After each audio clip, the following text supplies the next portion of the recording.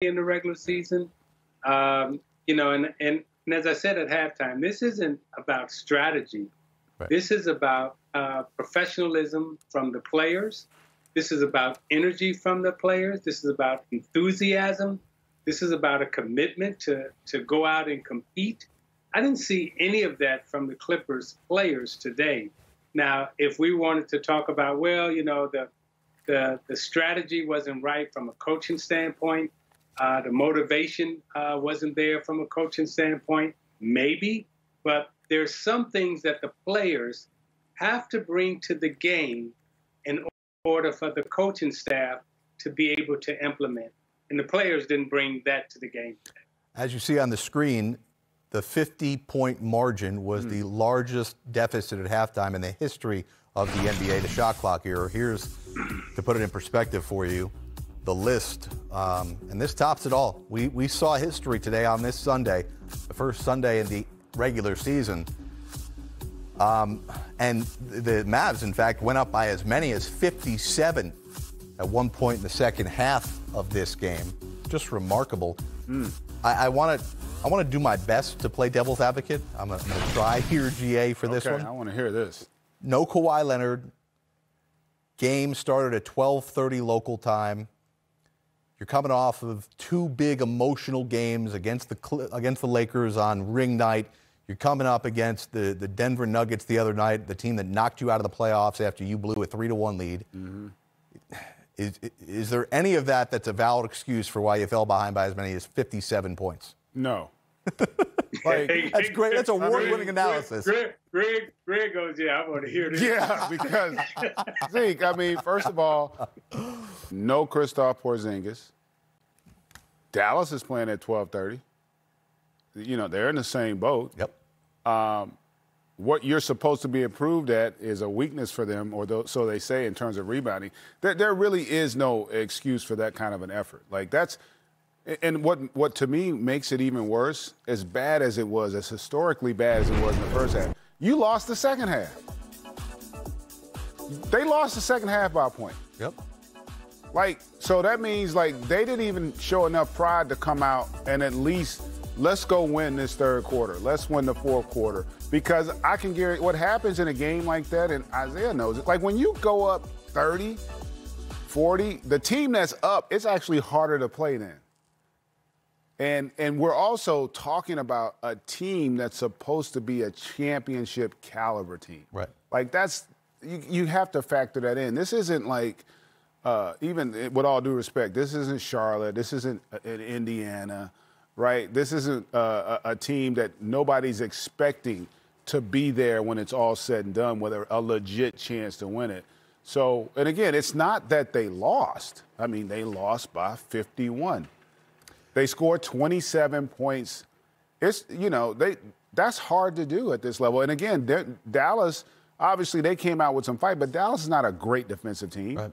So, to me, and then the response of the second half, I actually would love to just hear the press conference. I want to hear what Ty Lue and the players are going to say, because that's going to be telling. We will do our best to effort that. We will take you back out live to Staples Center to hear from Ty Lue. And again, I want to hear from Stephen Ballmer, too. I want to hear from the owner. Steve In, you're calling him. Okay. Yeah. Well, he'll come on.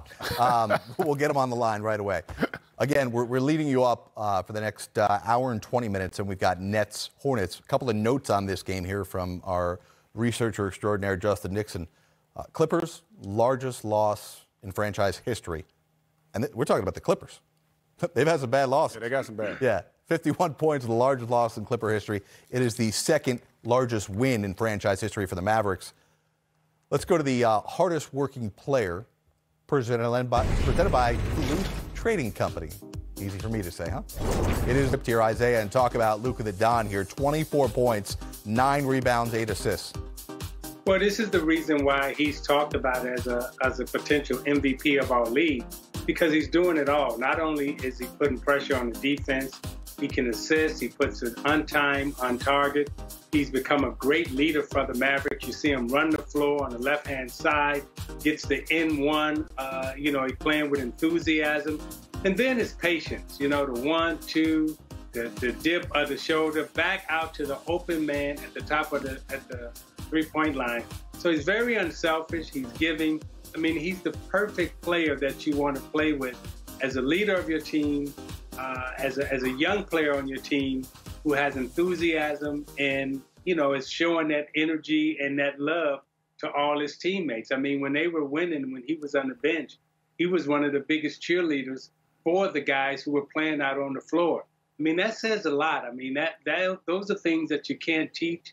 Those are the intangibles. And that's why a lot of people have said that, hey, Luka will probably be one of the leading candidates, if not the MVP of the league this year. And Isaiah, it's a great point. I think ultimately it's going to be determined in terms of the MVP how his team does. Mm-hmm. You know, if they're in a top 4, I think he's going to have a legit chance in that Western Conference.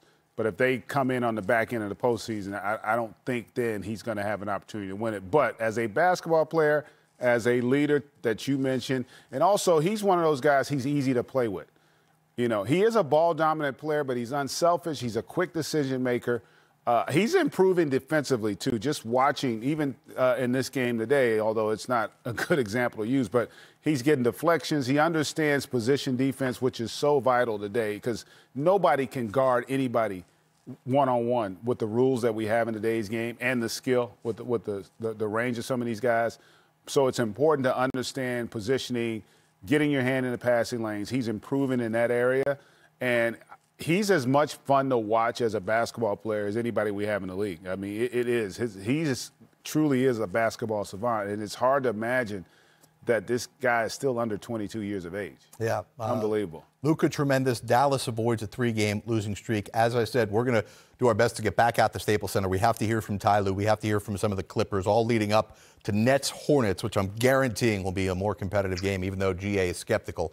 But we will bring you that at 7 o'clock Eastern. First, let's go back to Staples and hear from the winning coach, Rick Carlisle. This was obviously our best effort and our best performance of all the games, you know, preseason and regular season. You know, we had some uneven effort in the first couple of games. Guys were aware of it. They knew the caliber of opponent today.